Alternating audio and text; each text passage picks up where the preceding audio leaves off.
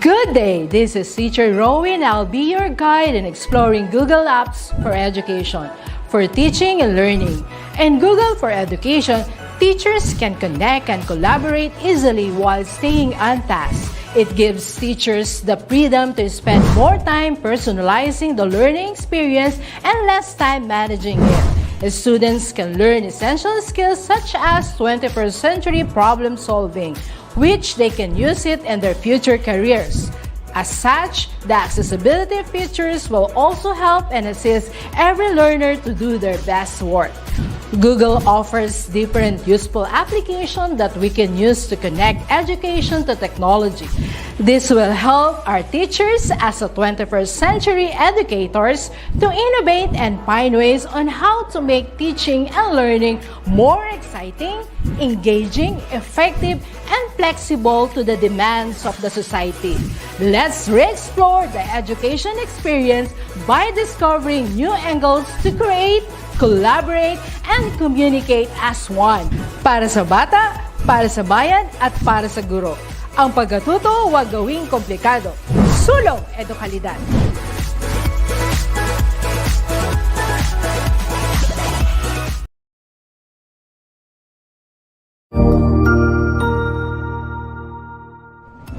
Magandang araw, Sir Wilbur po, at your service. Narito ang ETUlay upang gabayan ka sa inyong pag-aaral upang lubos na maunawaan ang iba't ibang paksa o subject. Ang ETUlay ay isang free online tutorial class na pinangungunahan ng DepEd Educational Technology Unit sa pamumuno ni Undersecretary Elaine Del B. Pascua. Ang programang ito ay hindi lamang para sa mga bata, kundi ito rin ay magsisilbing gabay sa mga magulang at mga guro kung paano nila ituturo o gagabayan sa bawat asignatura ang kanilang mga anak o mga estudyante. Sa kasalukuyan, ang self-learning module mula sa rehiyon ng Calabarzon at kilala sa tawag na pivot ang ginagamit sa ating ETUlay online class. Kaya ano pang hinihintay ninyo? Ihanda na ang inyong mga ballpen o lapis, papel o kwaderno at samahan kaming itulay ang pagkatuto para sa bawat batang Pilipino. Sama-sama tayong magtutulungan para malampasan ang mga hamon sa panahong ito. Halina't matuto kasama ang inyong online tutor sa oras na ito.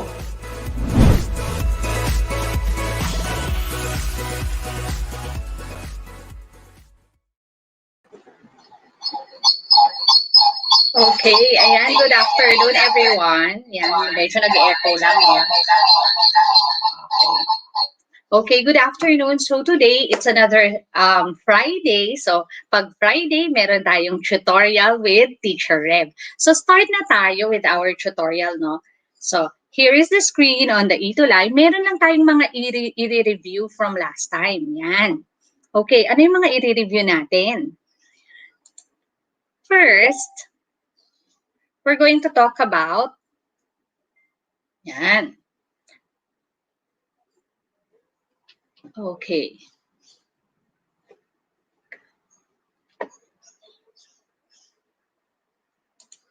Okay, we're going to talk about, yan. Bago tayo magsimula, no? Sorry ha. Gusto ko munang mag-good afternoon kila Miss Andus, Escobar, at saka good afternoon po sa lahat. Yan. Now, at the end of the tutorial, we'll be able to illustrate the t-distribution. Yan yung goal natin. At the same time, i-identify natin yung z-distribution. Medyo habulin lang natin to. Pero basically, ang next na gagawin natin is hypothesis testing. So, sana matapos natin yon. Okay? So, para magawa natin yun, start na tayo with our discussion. Yan.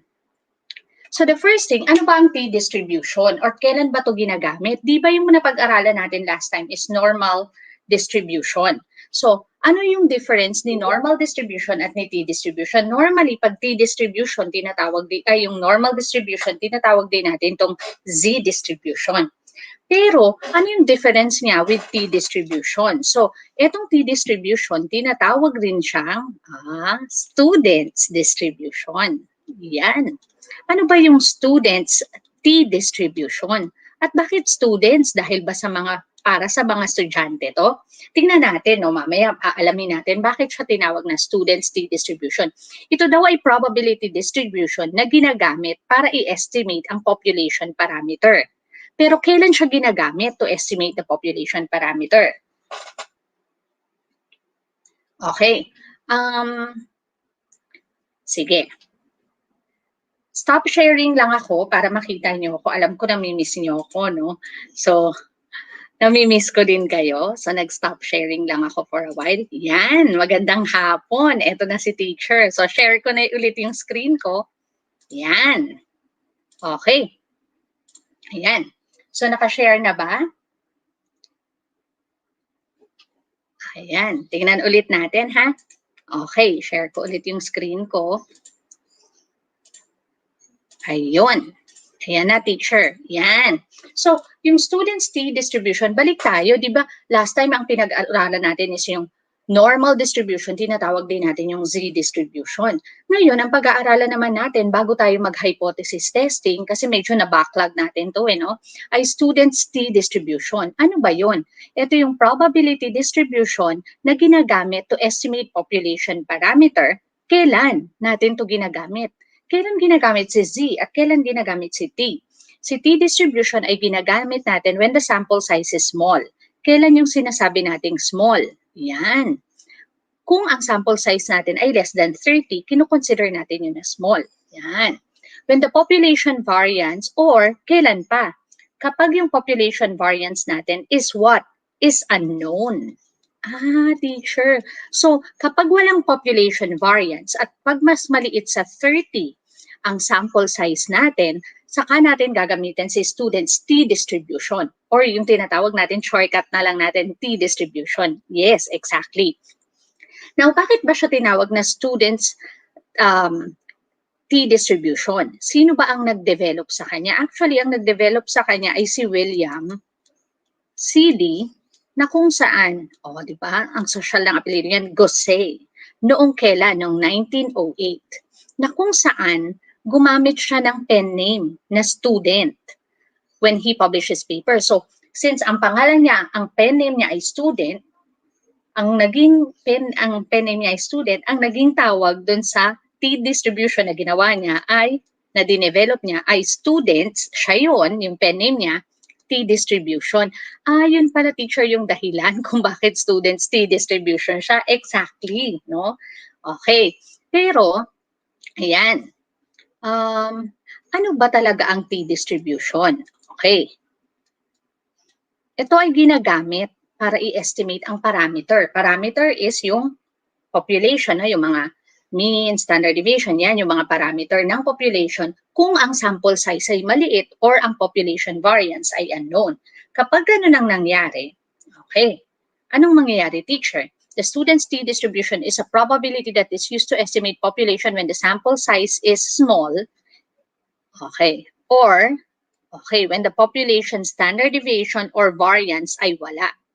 Okay, bakit si variance? Remember, si standard deviation ay makukuha natin kung may variance tayo dahil ang standard deviation ay square root ni variance.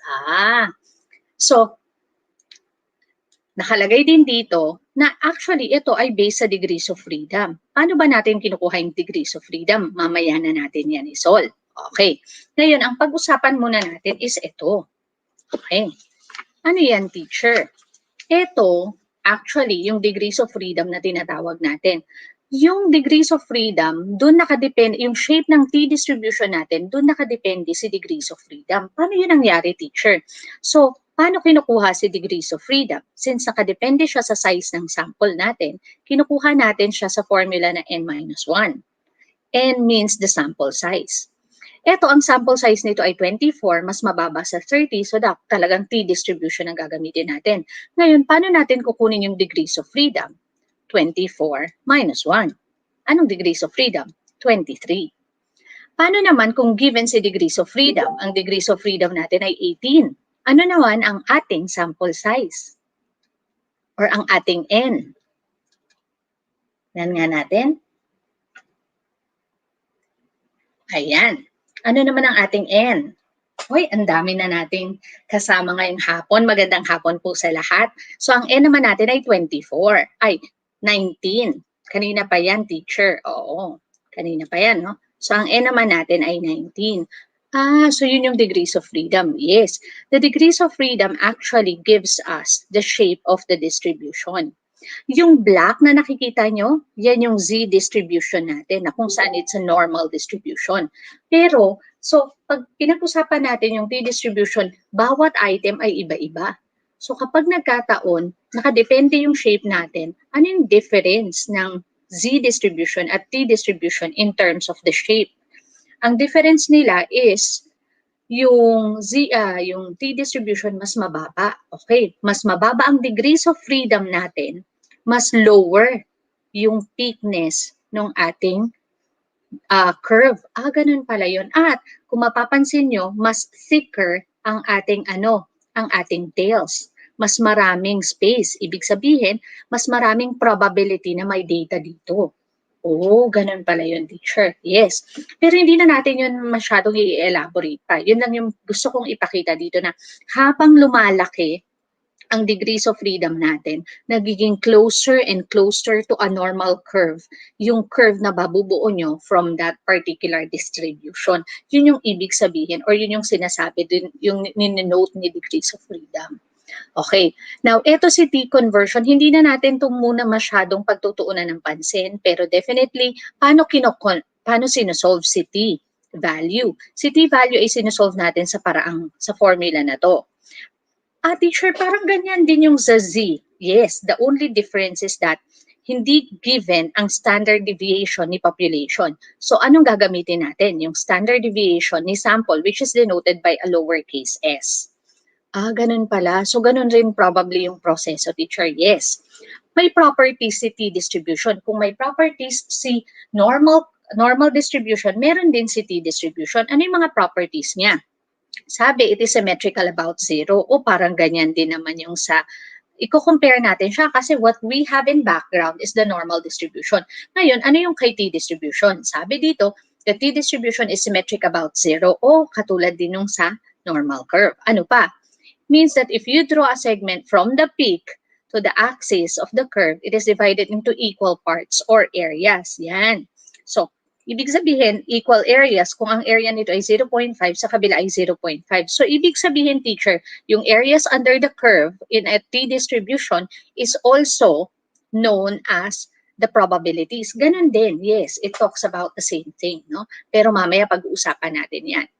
The T-score on the horizontal axis will be divided also with half of the T-scores being positive and negative. Katulad sa normal distribution, positive at negative. Bakit ganun, teacher? Umaabot sa 6, ganyan. Ang values niya. Exactly, kasi nga may thicker tails siya.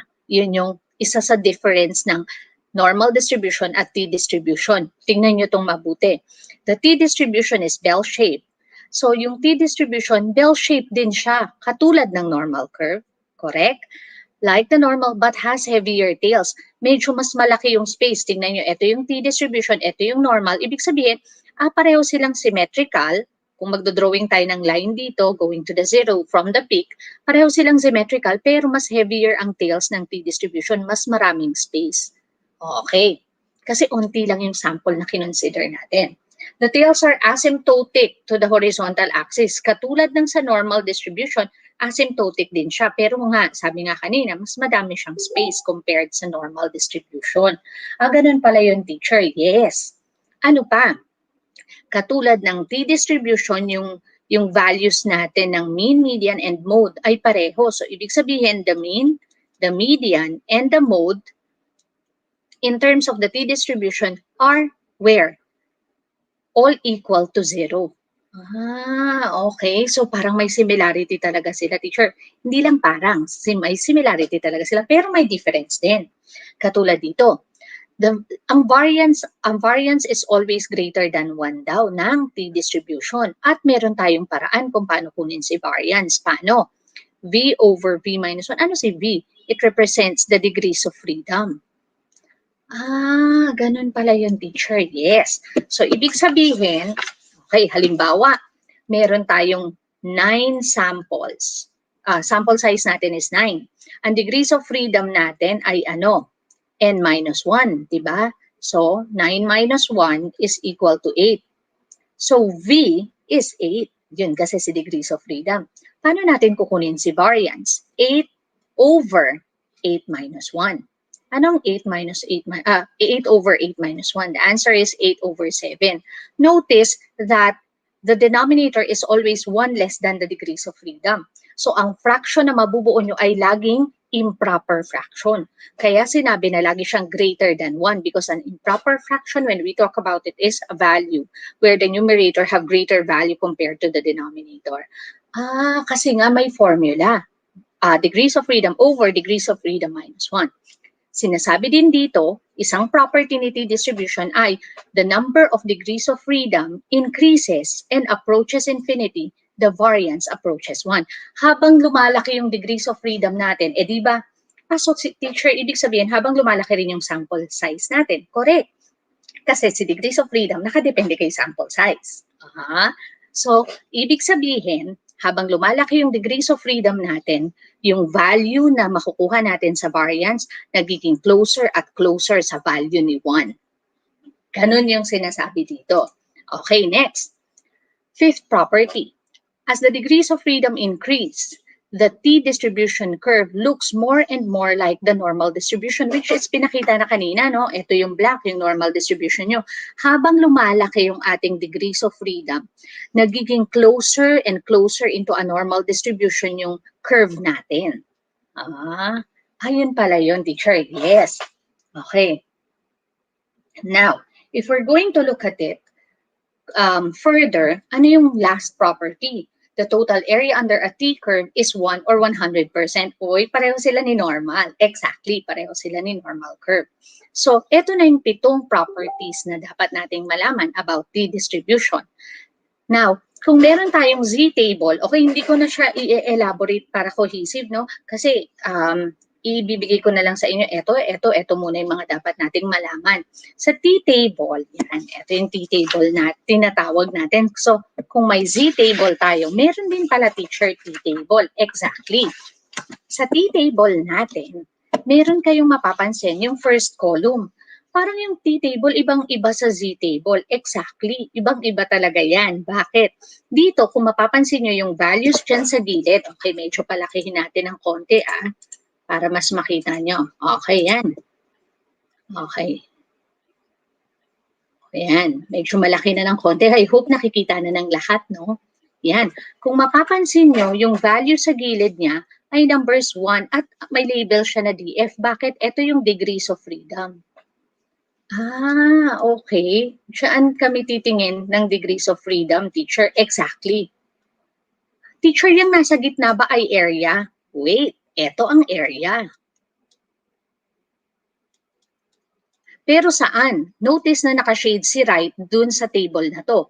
Area in the right tail.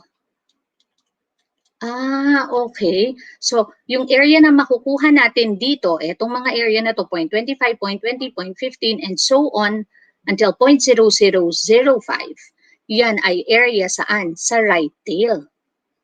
So, hindi area tong nasa gitna, teacher. Hindi. Etong nasa gitna, ang t-values.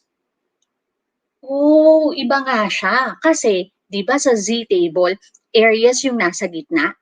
Dito, hindi. Ang area yung nasa taas. Area saan? Sa right tail. In this particular table. Okay. Gets ko na yan, teacher. So, paano siya, teacher, ginagamit? Tingnan natin.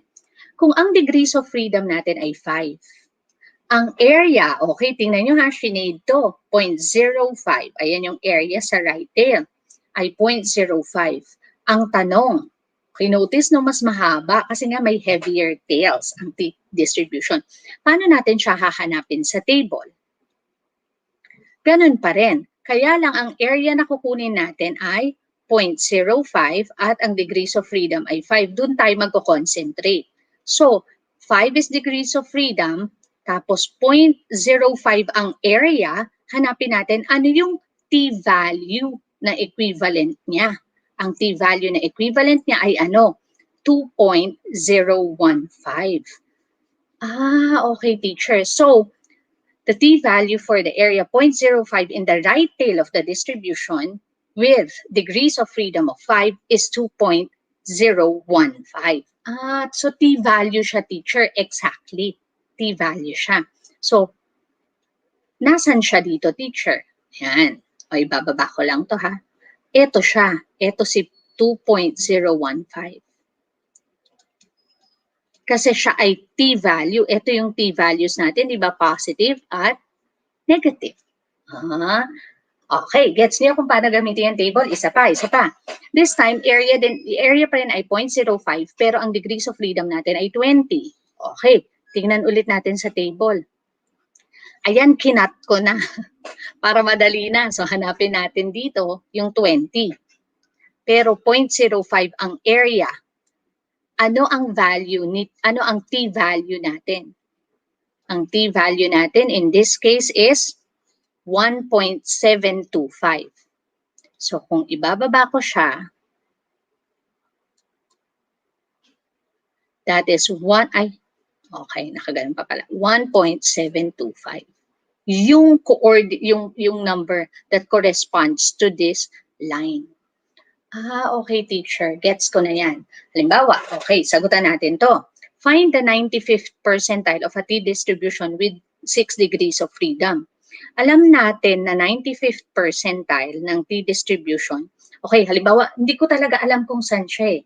Halimbawa, dito na lang muna natin ilagay, 95th percentile. Ang 95th percentile, tatandaan nyo, yun yung nasaan? Nasa left side. Yan. Kasi 95% ang mababa sa kanya. No? So, ilan to? This is 5%. And this is the 95%. So, ito ay 0.05. Gets ko, teacher. So, 0.05. Kung 95%, 95.95 ang kanyang left side. So, ang right side niya, kasi 1 ang area, ay 5% or 0.05. Okay, so hahanapin ko raw yan na may degrees of freedom na 6. Okay, so pag ginamit ko yung table of values natin kanina, anong value niya? Pupurahin ko lang yan, ha? 6 degrees of freedom eh. So kung 6 degrees of freedom ang meron ako, dito pa rin ako sa column na to, pero ang degrees of freedom ko ay 6. At magfo-fall siya saan? Yun. 1.943. Therefore, the 95th percentile of a t-distribution with 6 degrees of freedom, the t-value of that is what? 1.725. Ganun lang pala yung teacher.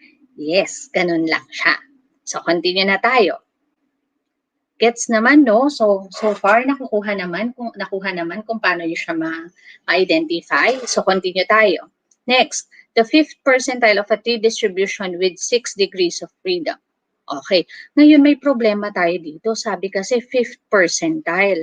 Teacher, nasan yung 5th percentile natin? Ang 5th percentile natin ay nasa kabilang side. Okay, nandito sa side na to, teacher. Paano yun, teacher? Ang 5th percentile, di ba dito yun? Okay, so dito yung 5th percentile natin. Sige, purahin ko lang, ha? Okay, siguro dito banda. So dito yung 5th percentile natin. So i-shade ko, hindi ko pa alam eh. Pwede namang later nyo nang ilagay yung numbers. So, ito si 5th percentile. So, ito ay 0.05. That means, nandito si 95. Paano yan, teacher? Sa t-table natin, wala naman yun. Wala namang 95th. Kasi sa right tail, di ba? Siya yung area sa right tail eh. Okay. Paano gagawin ko dito? Remember, symmetrical. Kung ano yung value dito, same din yung value sa kabila. So, pag kinuha nyo to, kinuha nyo rin yung 0.05 dito sa kabilang side, pareho lang yun. Okay, gets ko yung teacher. Bakit? pag kinuha natin yung 0.05 area sa kabila, remember, pag sinabi nating symmetrical, when you fold in this line of symmetry, equidistant yan. So, meaning, etong line na to at etong line na to ay pareho. Nakuha na natin yung 95th ng 6 degree, 1.725. Tama ba? Okay, 6 degrees of freedom, 95th percentile. So, ibig sabihin, ito ay, ano din, teacher? Fifth, kukunin ko rin yung fifth dito, alam ko na nga yan eh. Yan ay 1. Ano nga yun? 725. So, ito ay 1.725. Yan. Yung linya na yan.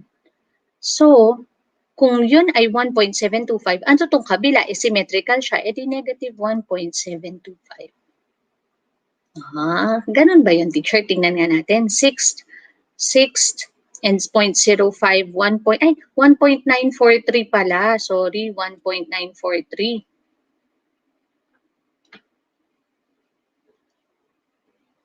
Galing to. Balikan nga natin to. Example 1 to. 1.943 pala to. Ilan ang degrees of freedom? 6. Okay. 1.943. So, ito ay 1.943. Ano ba yan? Naduling na si teacher. Yan. Balikan natin.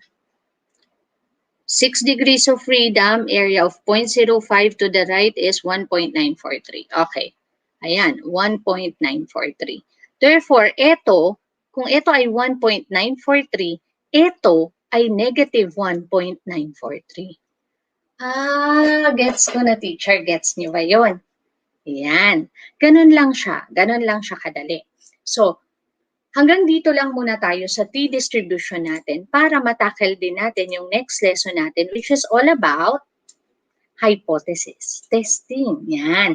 So, basta alam natin kung kailan natin ginagamit si t-distribution, alam natin kung paano gamitin si table, then okay na tayo doon. The next thing that we're going to discuss, don't worry, later on, itatackle ulit natin si t-distribution, no? Okay. The next thing that we're going to discuss is testing hypothesis. Yan. Habang maaga pa, no? Ito yung lesson natin ng 4th quarter.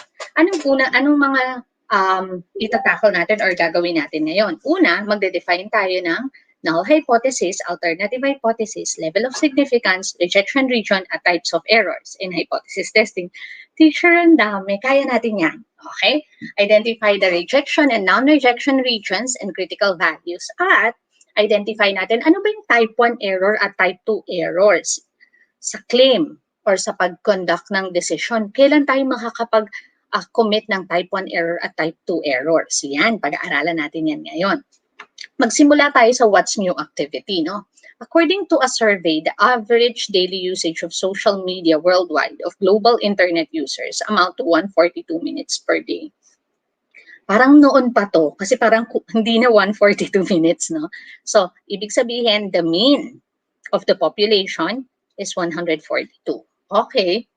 Sophia conducts her own survey among her friends to find out if their spent on social media is significantly higher than the global survey.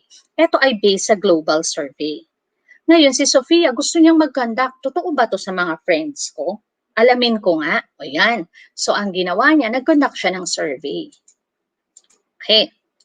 Pero bago siya mag-survey, she formulated the following claims. Nag-formulate siya ng 2 claims. Ano yung 2 claims? Kasi di ba ang sabi niya, gusto niya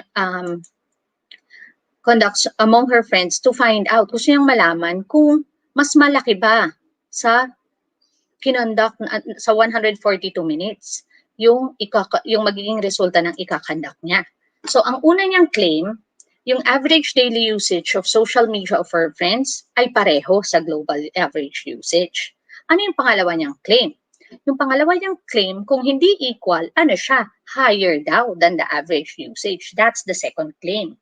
Okay, ngayon, kung ganun yung claim ni Sophia, eto na, nag-identify siya ng mga kaibigan niya, no? Eto yung mga kaibigan niya.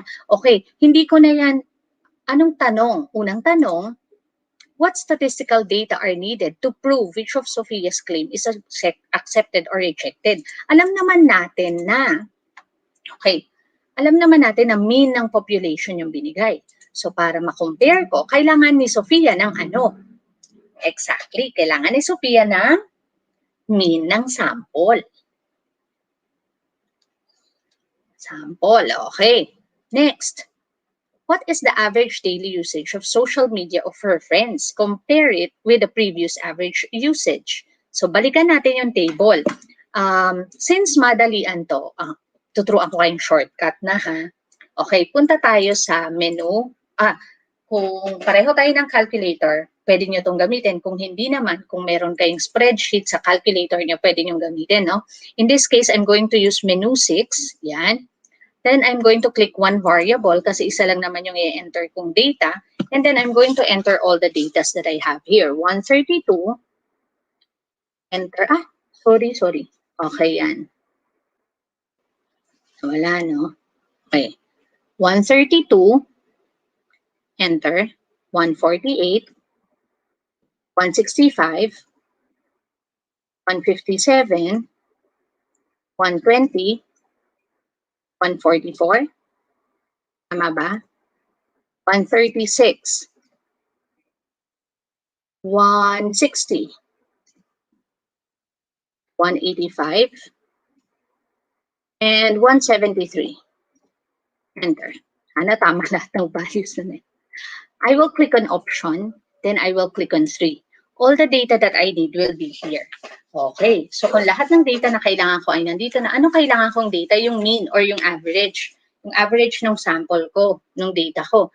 And I found out that the average is what? Yung unang number, yun yung average. The average will be 152.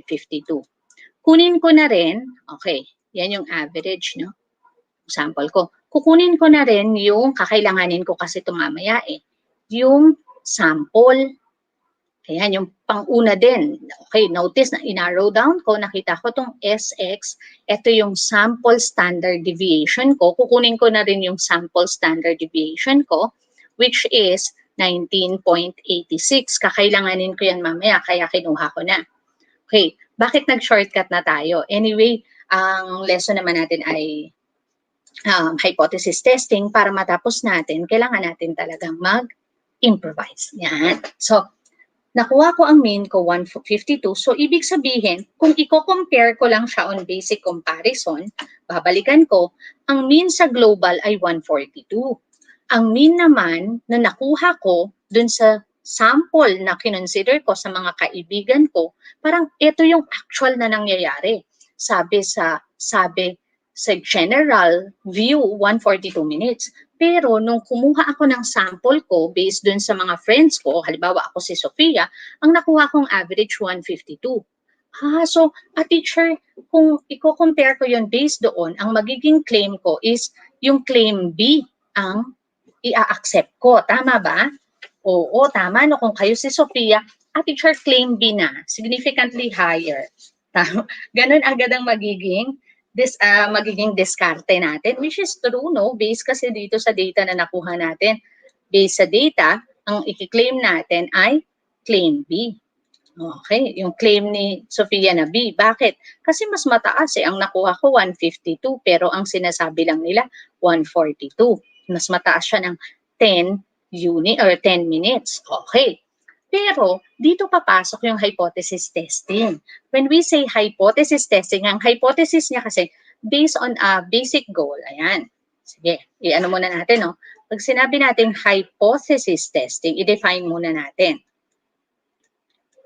It is a statistical method applied in making decision using experimental data. Since nagsimula na siyang mag-experiment, nag-survey na siya, then ituloy-tuloy niya na yung pag-conduct ng testing niya. Based on the actual data na nakuha niya yun, pero mag-test pa siya ng hypothesis niya further. Okay, what do we mean by hypothesis? A hypothesis is a proposed explanation, assertion, or assumption about a population parameter or about the distribution of a random variable. Pag sinabi natin hypothesis testing, itinetest mo yung assumption mo na ginagawa mo about sa population. Ano ba yung assumption ni Sofia? Na greater, which is based on the mean na prove niya. Pero, mag-test pa tayo further. Yun yung sinasabi ni hypothesis testing, no? Okay. Mag-experiment pa tayo, kumbaga. Ngayon, nung nagkaroon siya ng dalawang claim, nagkaroon tayo ng dalawang hypothesis. Ito yung tinatawag natin na null hypothesis at alternative hypothesis. Start tayo with null hypothesis. Ano ba si null hypothesis? Yan yung initial claim based on previous analysis, which the researcher tries to disprove, reject, or nullify. In this case, ano yung previous claim na 142 ang number ng minutes. Okay, yun yung based dun kay Sophie, sa study ni Sofia, no? The alternative hypothesis on the other side is the what?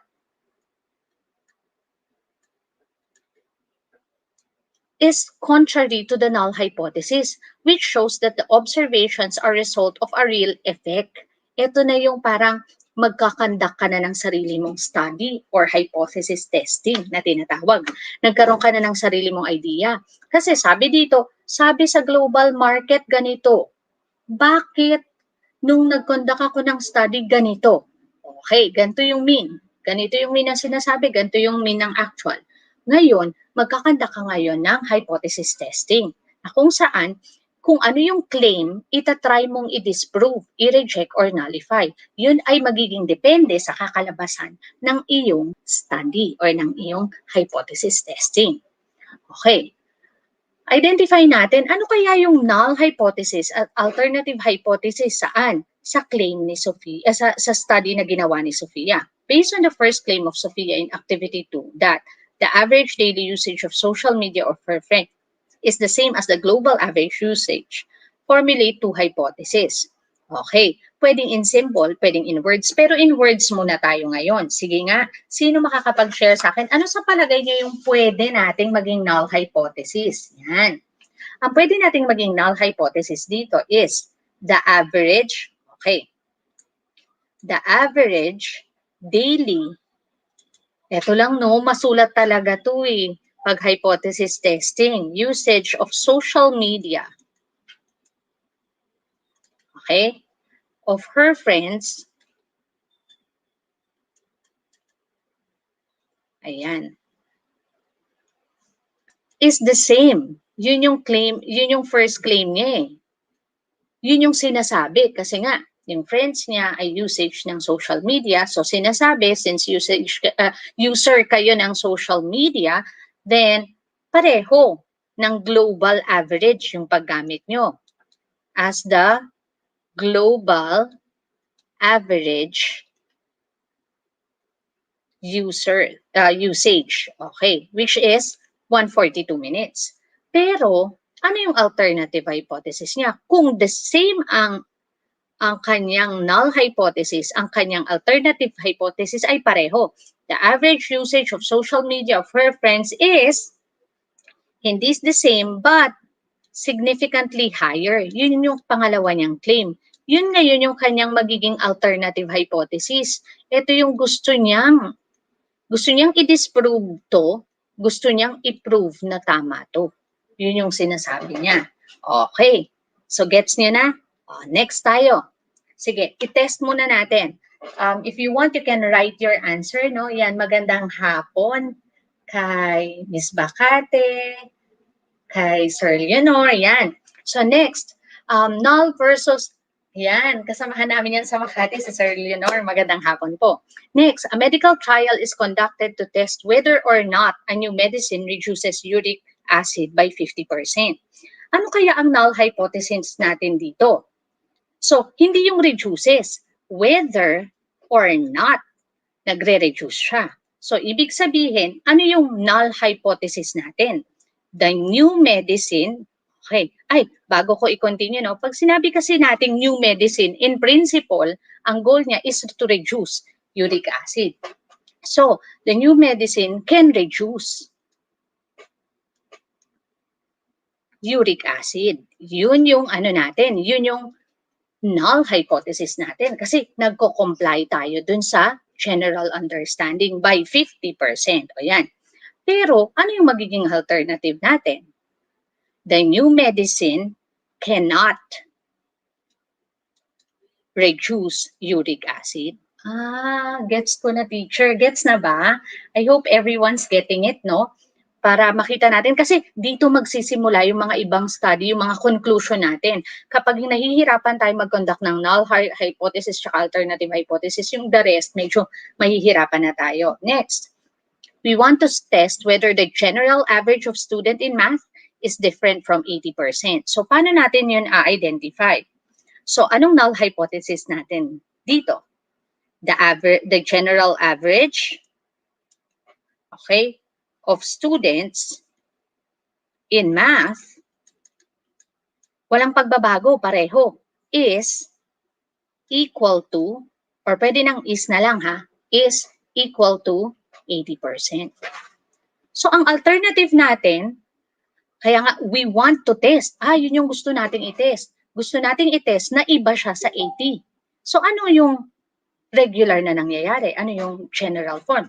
The general average of students in math is equal to 80%.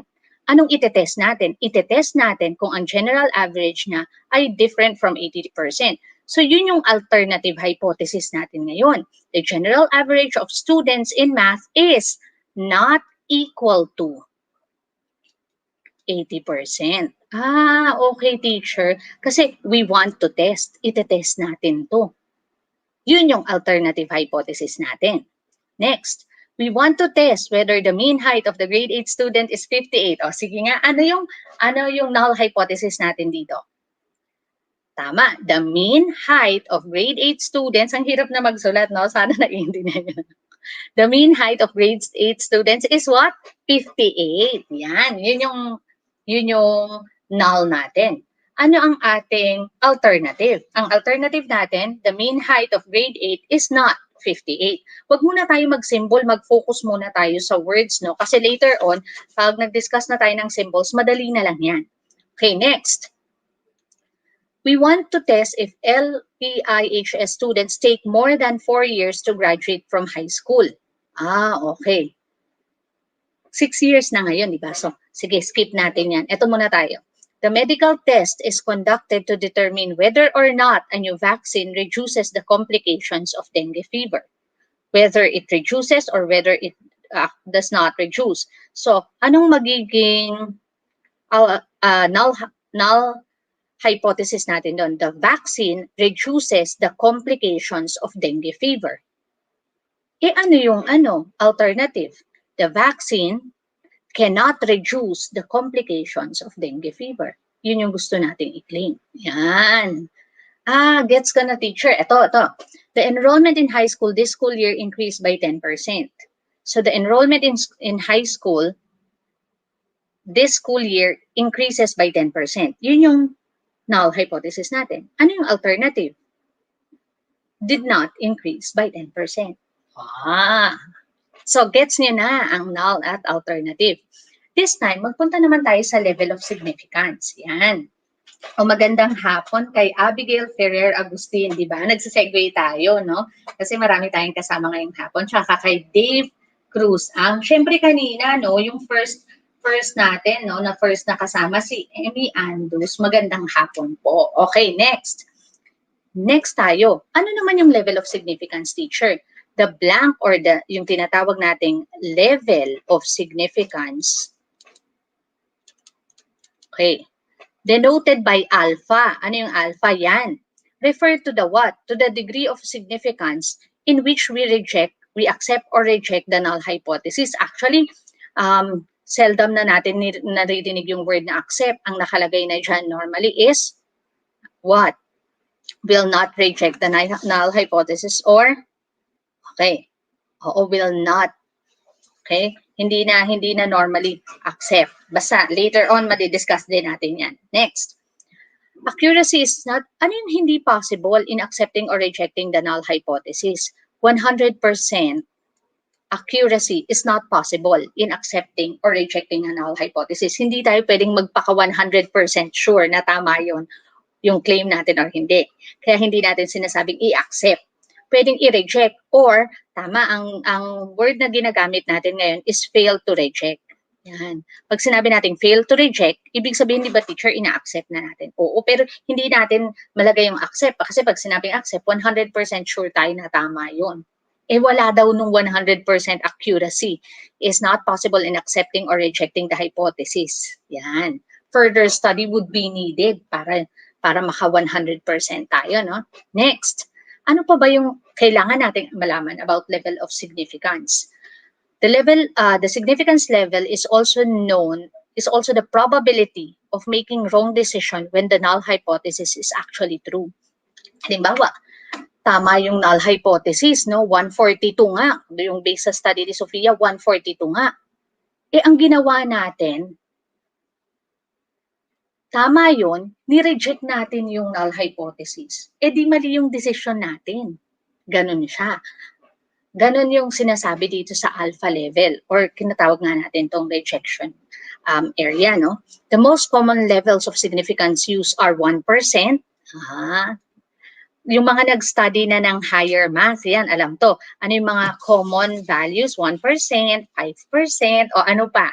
10%. Yan yung mga common. Pero, makikita nyo, may mga ibang provided values pa na makikita nyo kapag nagtingin kayo dun sa T-table, yan, or dun sa mga level of significance natin, no?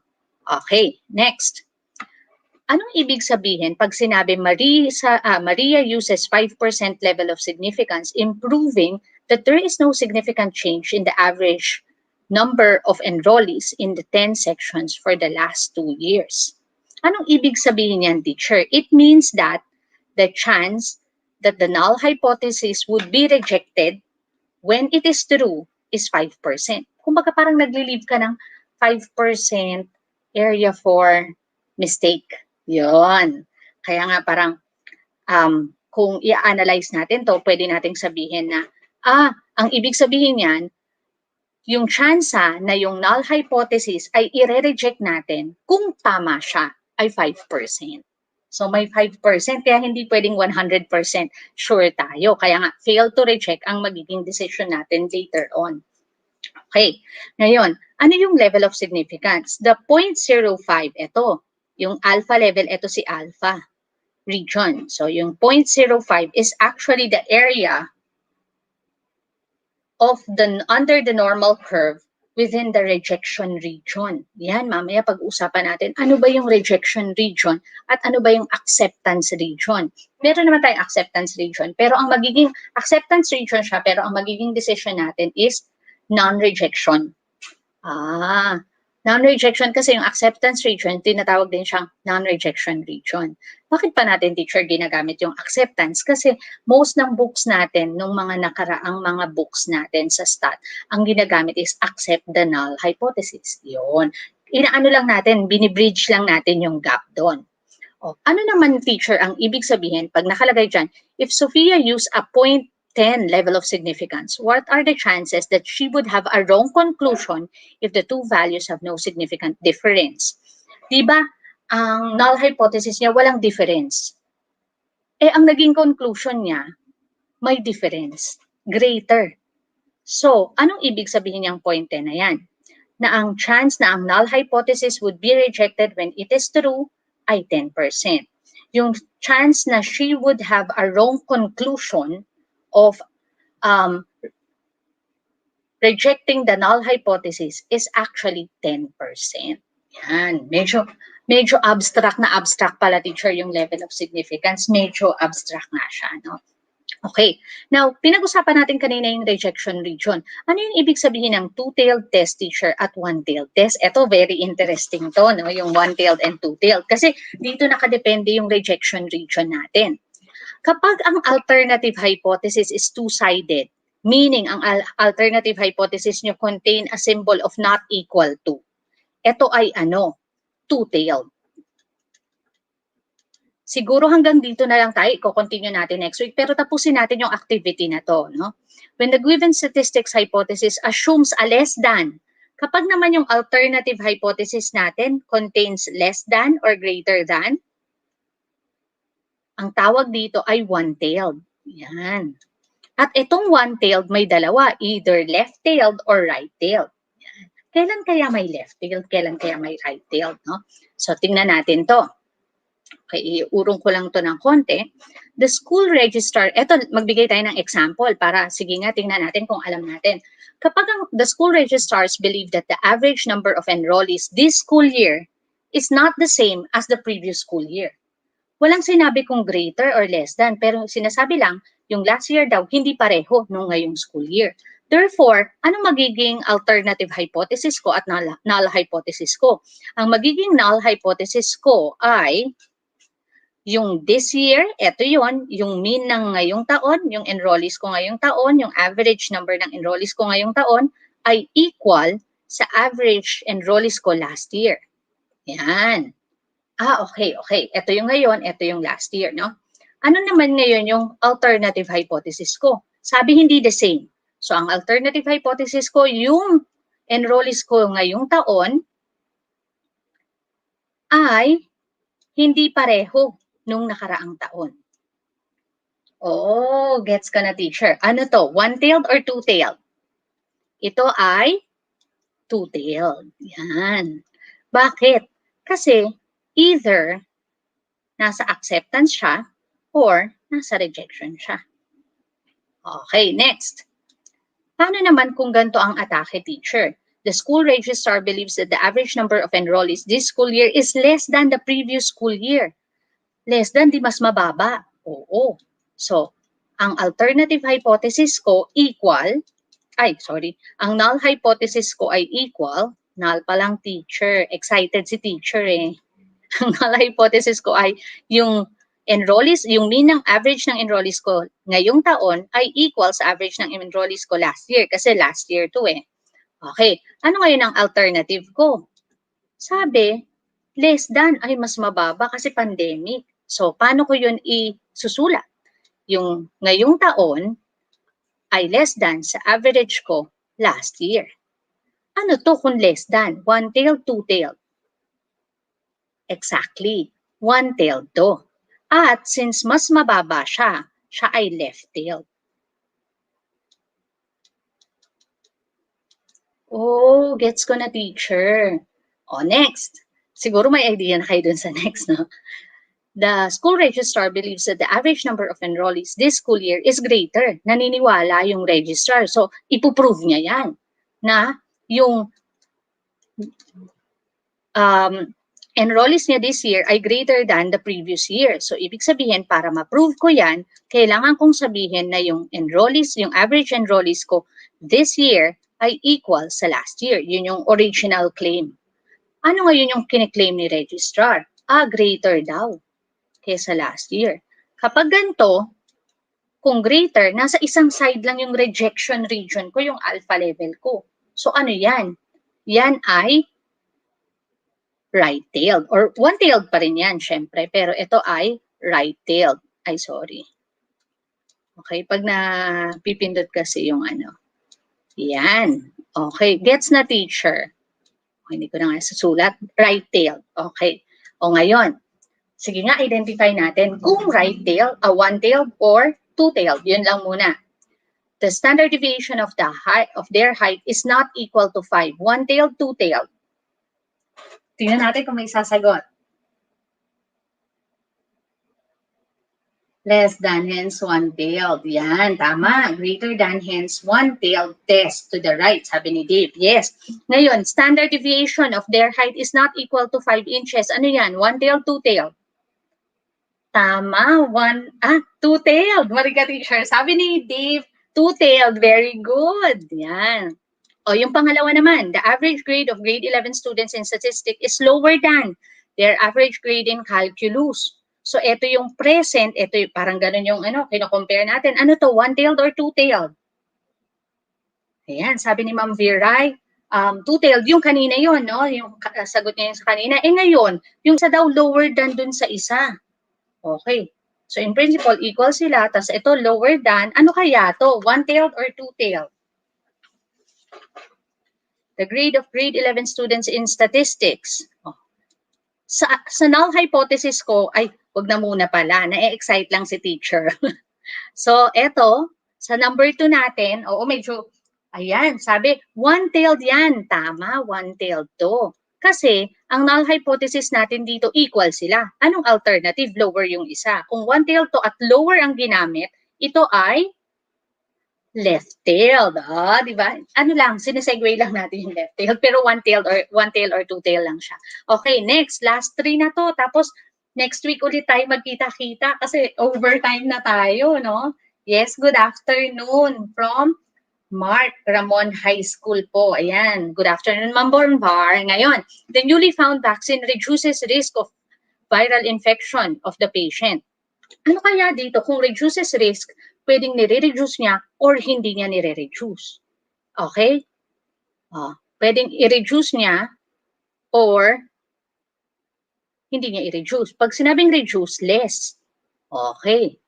Pwedeng equal, pwedeng great. Tapos yung alternative niya, one-tailed or two-tailed kaya to? Ano sa palagay niyo tong number 3? Yan. Okay, one-tailed to. Ay, number 4 is not the same as the enrollment. One-tailed or two-tailed? Pero yung number 3, pwede ring two-tailed, no? Kasi nga, reduces the risk, no? Pwedeng i-reduce, pwedeng hindi. Yan. Hindi niya naman sinabing greater. Pero, in principle, pag sinabi natin reduce the risk or not reduce the risk, yan. Next, the enrollment in the elementary is not the same as the enrollment in the secondary. Ano to? Two-tailed. Galing ah. And last, the average number of internet users this year is significantly higher as compared last year. Two-tailed, one-tailed. Significantly higher daw last year compared with last year. Ano kayang sagot natin dito? Two-tailed or one-tailed? Tapos try nating identify kung kaya nating identify kung ito ay right or left. Yan. Ito ay, anong sagot? Tama, one-tailed. At ano sa palagay nyo, right or left po? Ito. One-tailed and it is, yan. Tingnan natin. And it is one-tailed, correct? Pero ano kaya siya? Left-tailed or right-tailed? Kasi significantly higher. Compare mo siya last year, significantly higher yung ngayon. Tama, right-tailed siya. So, siguro hanggang dito lang muna tayo, pero medyo marami akong prepare para sa inyo ngayong hapon. Kaya nga yung distribution natin, no? Medyo talagang madali lang yung discussion natin doon. Pero magagamit natin yan dito. Next week, ang pag-aaralan natin ay ano? Next week, ang pag-aaralan natin ay yung rejection region natin. Alam na natin, so balikan natin ano yung nalaman natin. Marunong na tayong mag-formulate ng null hypothesis at alternative hypothesis in words. Alam na din natin kung bakit kailangan mag-hypothesis test to learn further about the claims na meron tayo. Okay, sinasabi nila na mas magaling daw actually mas magaling sa mga lalaki kaysa sa babae. Yan. O, tingnan natin kung tama yung mga ganyan. Pero huwag kayong mag-alala, kayo na lang mag-study naman. Si teacher, bibigyan kayo ng mga basic ideas about it. Now, kung may claim kayong gustong i-test kung tama or mali, ito yung tamang way ng kung paano natin yung gagawin using hypothesis testing. Yan. Next week, ang pag-aaralan natin is rejection region. Yan. At ano pa ba? Rejection region, pag-aaralan din natin yung type 1 at saka type 2 errors. Yan, napaka-interesting yan, no? Kasi marami, errors na nga siya, marami pang nagkakamali sa kanya. So talagang kailangan natin siyang pag-aralan. Tapos, dediretso na tayo on hypothesis testing na ilalagay natin siya into simpler terms at saka bubuuin na natin yung mga problems. So, next week yan. So, kaabang-abang and I hope I'm going to see everyone again next week. Sorry, nag-overtime na tayo pero I'm happy that you are still, all of you are still with me. Thank you, Dave Ang. Yan. Thank you, si Hanife Ramos. Yan. Thank you sa pagsagot. Sino pa ba? Sir Earl, thank you po. Good afternoon. Tapos si Miss Abigail Ferrer Agustin, magandang hapon. And thank you so much. So next week, titingnan natin kung ano pa yung ma-share natin together about statistics. Ayan. Maraming salamat. Yan. Hintayin lang natin, no? So habang naghihintay tayo, thank you so much for listening this afternoon. Hindi ko ma-start yung rejection region kasi medyo mahaba-habang discussion ito. And kakailanganin talaga natin ng ballpen natin at paper on our discussion there. Ayan. Okay. Sige, magbabasa lang ako ng mga comment pa natin, no? Ayan. So, yan. Ang dami pala natin kasama ngayong hapon. We're so happy to see you po here in ETUlay with statistics. Yan. So, okay. Yan. Good afternoon po. Maraming salamat. I hope to see everyone again next week. And we're going to share wonderful experiences next week. Maraming salamat po sa pagsagot. Thank you po and have a great day. Bye po.